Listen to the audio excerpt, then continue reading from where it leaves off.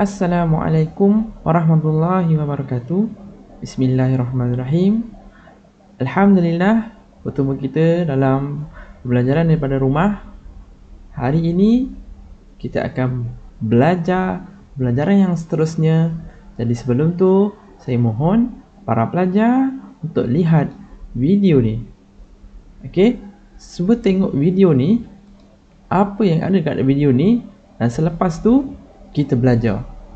Jadi sebelum tu, pastikan dengar dan lihat betul-betul apa yang video saya nak tunjuk ni.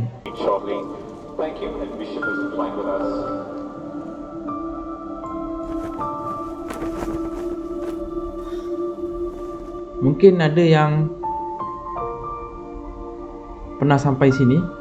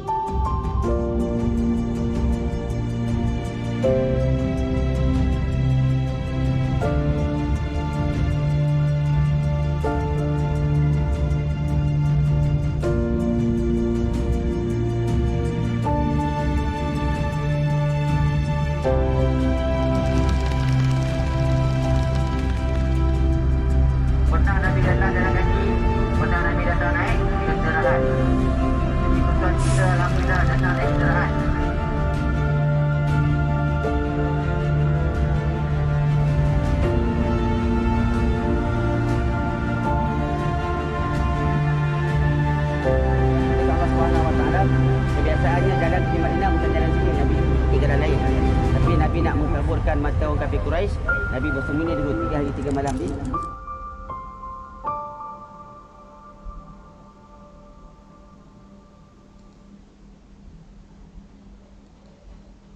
Okey, dah tengok video tadi? Best kan? Seronok kan?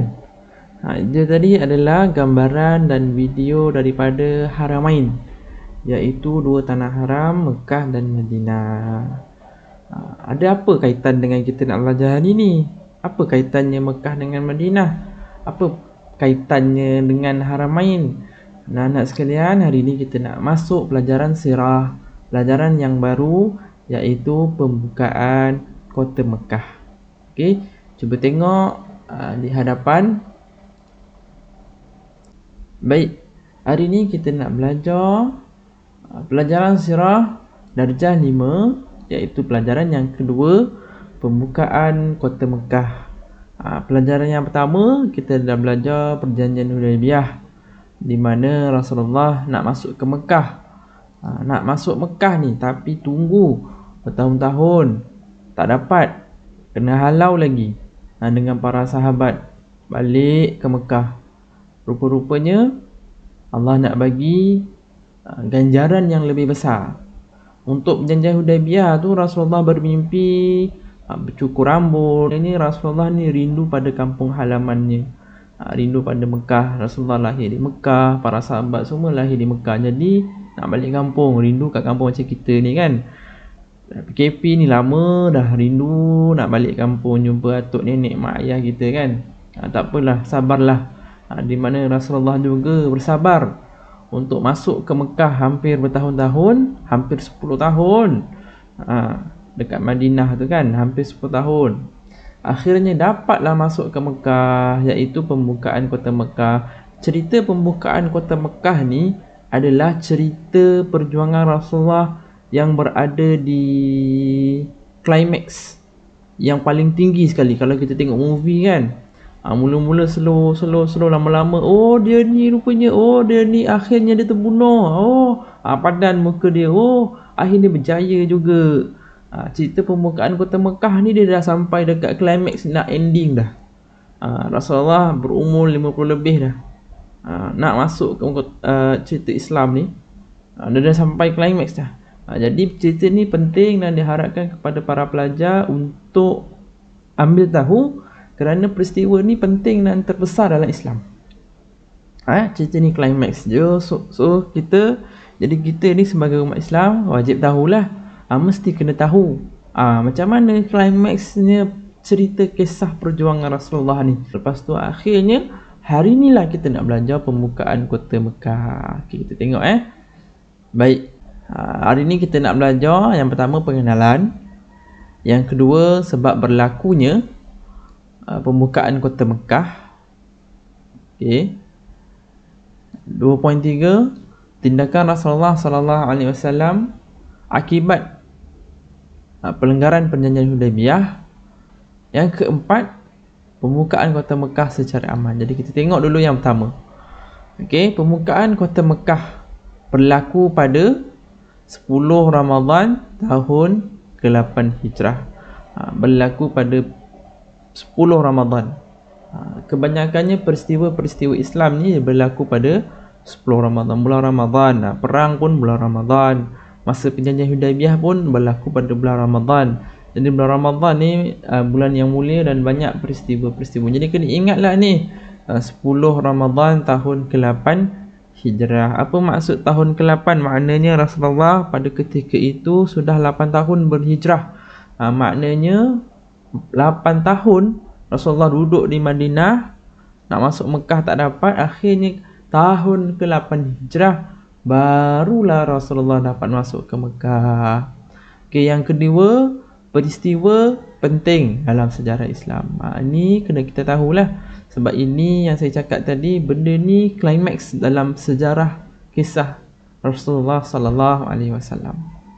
Hari kegemilangan dakwah Rasulullah. Kita dengar je sirah ni, patutnya kita kena gembira dan kita kena rasa seronok sebab kita orang Islam. Bagaimana pengorbanan Rasulullah yang mula-mula dikeci, dibaling batu, dihina, dicederakan, orang tak terima, menolak, dan akhirnya pada pembukaan kota Mekah, hari kegemilangan dakwah Islam, dakwah Rasulullah. Akhirnya yang masuk ke kota Mekah tu bukannya sikit-sikit tu. Ramai orang masuk Islam. Disebabkan itulah hari ini Islam dipenuhi di seluruh dunia. Hari ini dunia dipenuhi dengan orang-orang Islam. Kerana apa? Kerana perjuangan Rasulullah dan para sahabat. Kerana perjuangan pengorbanan Rasulullah dan para sahabat yang begitu payah. Jadi kita kena suka dan gembiralah kerana itu adalah perjuangan Rasulullah yang paling perlu diingati oleh kita semua. Okey.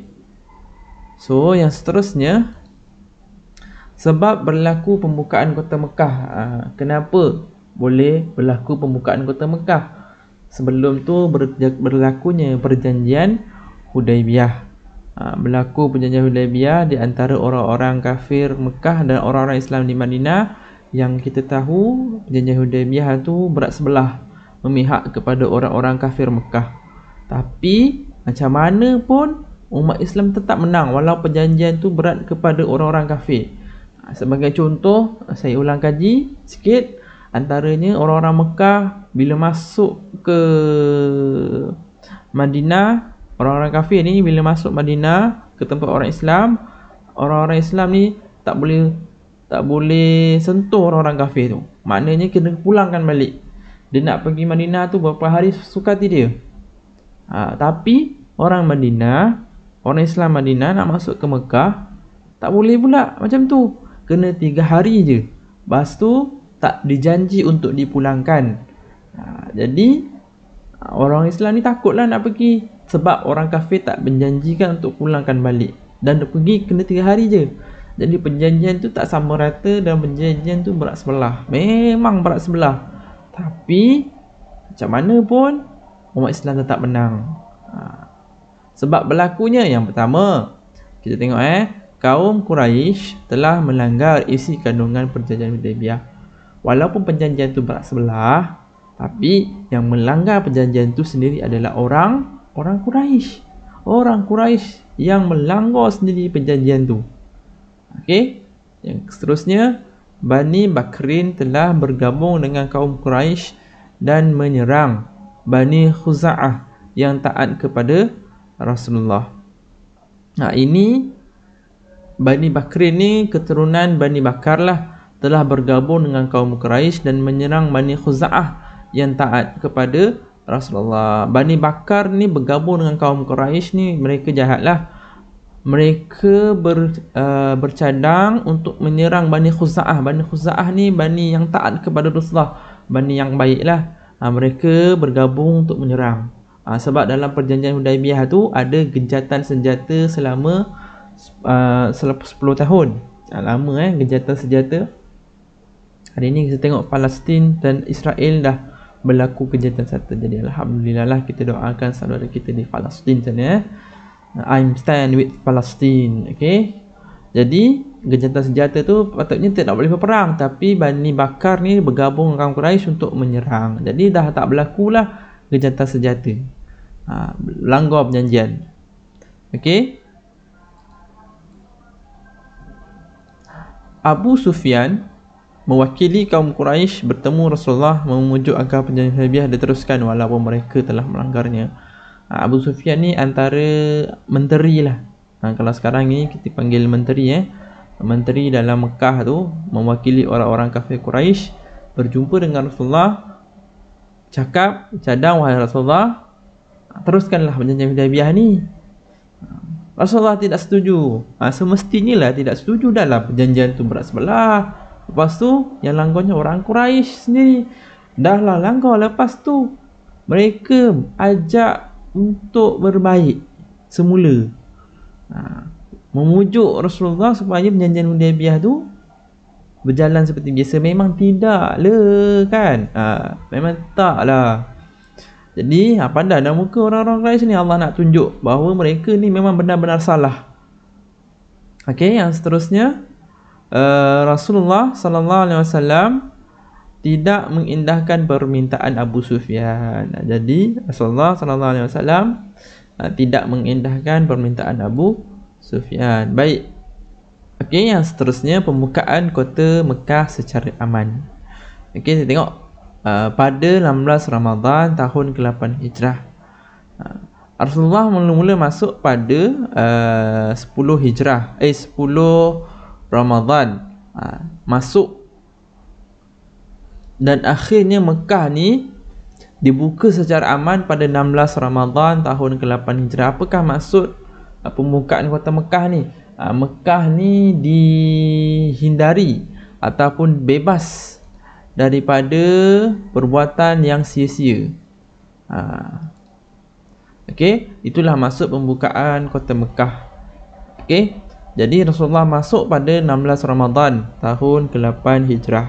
Setelah 6 hari, Rasulullah akhirnya membuka kota Mekah secara aman. Berdiri dekat pintu Kaabah tu mengumumkan, hari ini Mekah bebas. Adalah ayat-ayatnya seramai 10,000 orang. Oh, ramai. 10,000 orang tentera Islam. Pada mula-mula Rasulullah datang 1,400 masa perjanjian Hudaibiyah tu nak masuk Mekah. Allah tahan, sabar dulu, sabar. Jangan masuk dulu. Rupa-rupanya Allah nak bagi kemenangan pada umat Islam 10,000. Penuh daripada Madinah ke Mekah tu. Rombongan Rasulullah seramai 10,000. Sebenarnya banyak lagi. Sebenarnya lebih daripada 10,000. Tapi ulama dan mereka berpendapat 10,000 lah lebih kurang orang tentera Islam. Ada yang berkuda, ada yang naiki unta. Mereka masuk ke Mekah tu dengan bertalbiyah labbaik Allahumma labbaik. Orang-orang kafir semua tengok takut. Bagaimana orang Islam ni semua baju putih kan, kain ihram tu, masuk ramai-ramai. Masa pakai kain ihram tu yang laki kan buka bahagian bahu kanan kan. Okey. Masa masuk ke Mekah tu, orang lelaki kena buka bahu kanan. Kerana apa? Kerana nak menunjukkan bahawa orang Islam tu kuat. Sebenarnya tunjuk lengan kanan ni adalah tunjuk orang putih panggil muscle, tunjuk body lah. Bahawa umat Islam ni kuat dan gagah. Buka pakai ihram tu yang kita panggil sebagai idtibak. Tu sunnah Rasulullah buat. Jadi kalau kita buat, kita dapat pahala kerana ikut sunnah Rasulullah sallallahu alaihi wasallam. Okey, baik. Tujuannya untuk saya alihkan ni kejap Okey. Tujuannya untuk menuntut keadilan bagi Bani Khuza'ah dan membalas tindakan musyrikin melanggar perjanjian Hudaibiyah. Sebab apa? Kerana mereka dah melanggar perjanjian kepada kaum Quraisy yang menyerang Bani Khuza'ah dan membalas tindakan musyrikin yang melanggar perjanjian Hudaibiyah. Kerana mereka melanggar perjanjian Hudaibiyah itulah Rasulullah akhirnya dapat masuk ke kota Mekah. Tentera Islam bermalam di Darul Muzahran, menyalakan unggun api menyapi besar sebagai kekuatan umat Islam. Okey. Seterusnya, Abu Sufyan mengintip tentera Rasulullah yang berada di Mekah untuk mendapatkan maklumat. Abu Sufyan ni dia mengintip kerana Abu Sufyan ni lah antara orang-orang yang banyak menipu, banyak bercadang melaksanakan perang, mencetuskan peperangan, orang yang paling bertanggungjawab lah bunuh orang Islam. Jadi Abu Sufyan ni bila Rasulullah dah masuk je, Abu Sufyan ni ketakutan, gigil dia, dah buat salah, jadi kena masuk. Abu Sufyan ditangkap oleh tentera Islam dan dibawa kepada Rasulullah. Akhirnya Abu Sufyan ditangkap oleh tentera Islam, para sahabat, dan dibawa kepada Rasulullah. Abu Sufyan gerun dengan kekuatan orang Islam dan bersetuju memeluk agama Islam. Begitulah dakwah Rasulullah sallallahu alaihi wasallam. Mereka tunggu-tunggu apa yang Rasulullah nak buat. Jadi akhirnya Abu Sufyan yang dulu bermusuh dengan Islam masuk ke dalam Islam. Hebat dakwah Rasulullah sallallahu alaihi wasallam ni. Kita kena jadikan contoh bagaimana Rasulullah sallallahu alaihi wasallam berdakwah. Baik, yang seterusnya, 4 strategi memasuki kota Mekah. Rasulullah melaksanakan 4 strategi untuk masuk ke Mekah. Rasulullah ni bijaksana Jadi Rasulullah melaksanakan 4 strategi. Yang pertama, diketuai Rasulullah sallallahu alaihi wasallam dan Abu Ubaidah bin Al-Jarrah radhiyallahu anhu. Rasulullah sallallahu alaihi wasallam ni kalau mengikut rujukan buku teks, Rasulullah membagi kepada 4, iaitu utara, timur, selatan dan barat. Jadi Rasulullah sallallahu alaihi wasallam ni diketuai Rasulullah dan Abu Ubaidah Al-Jarrah ni daripada bahagian timur. Kalau kat Malaysia ni, Malaysia tengah-tengah kan, timur tu di sebelah kanan, timur, barat, utara, selatan di bawah. Baik, timur tu diketuai oleh Rasulullah. Rasulullah masuk di sebelah kanan melalui pintu kanan. Masuk Mekah tu lalu kanan. Kemudian yang seterusnya diketuai Zubair bin Awam radhiyallahu anhu. Zubair ni dia masuk dari utara, Pulau Pinang sana, atas. Jadi daripada atas dia masuk. Sultan timur, Abu Ubaidah atas. Okey. Di sebelah barat kiri diketuai Khalid Al-Walid radhiyallahu anhu. Khalid Al-Walid ni salah satu tentera Islam yang gagah dan berani. Jadi Rasulullah lantik dia sebagai ketua, dan akhirnya Rasulullah melantik Khalid Al-Walid menjadi ketua di bahagian selatan di bawah. Johor selatan bawah. Yang seterusnya diketuai Sa'ad bin Ubaid dan Ali bin Abi Talib radhiyallahu anhu. Dia masuk lalu barat. Barat di sebelah kiri. Barat. Okey. Jadi timur Rasulullah, utara Zubair, dan barat Sa'ad. 4 penjuru Rasulullah suruh mereka masuk, diketuai oleh ketua-ketuanya yang ada dekat sinilah. Okey. Perkara yang Rasulullah sallallahu alaihi wasallam perkara yang dilakukan Rasulullah sallallahu alaihi wasallam ketika masuk dalam masjid. Yang ni kita kena tahu antaranya memusnahkan berhala. Al-Lata al-Uzza tu habis semua musnah. Mencium Hajarul Aswad. Rasulullah sallallahu alaihi wasallam mencium batu syurga yang berada di penjuru Kaabah. Penjuru Yamani namanya. Penjuru Hajarul Aswad lah. Kalau kita nak mulakan tawaf tu, permulaannya adalah Hajarul Aswad. Kita kena cium. Okey, menunaikan solat dalam Kaabah. Rasulullah sendiri masuk ke Kaabah. Akhirnya Rasulullah solat dalam Kaabah, meminta Bilal melaungkan azan di atas Kaabah. Okey, jadi Bilal ni tugas dia adalah muazzin. Jadi Bilal ni saya dah tunjuk video pada anak-anak murid saya kan. Bilal bin Rabah tu ingat tak? Bilal bin Rabah ni muazzin Rasulullah. Masa pembukaan kota Mekah, Bilal lah yang azan. Allahu Akbar, Allahu Akbar, Allahu Akbar, Allahu Akbar.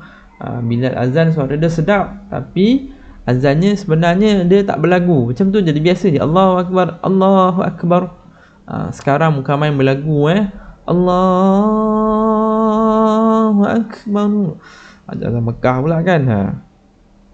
Berlagu. Untuk apa? Untuk panggil semayang. Jadi kena semayang lah. Baik. Yang melakukan tawaf sambil membaca surah Al-Isra. Okey, yang seterusnya pembesar Quraisy yang memeluk agama Islam. Okey, saya alihkan gambar saya dulu. Tengah lah. Okey.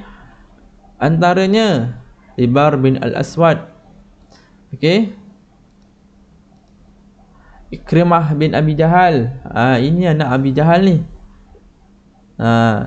Anak Abi Jahal. Masa Rasulullah bagi ke Taif, kan Rasulullah di baling batu kan.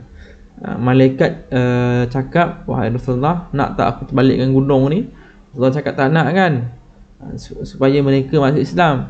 Akhirnya anak Abu Jahal sendiri yang masuk Islam berkat doa daripada Rasulullah sallallahu alaihi wasallam. Okey, Abdullah bin Sa'ad bin Abi Sarah, Ka'ab bin Zuhair, Safran bin Umayyah. Ini anak Umayyah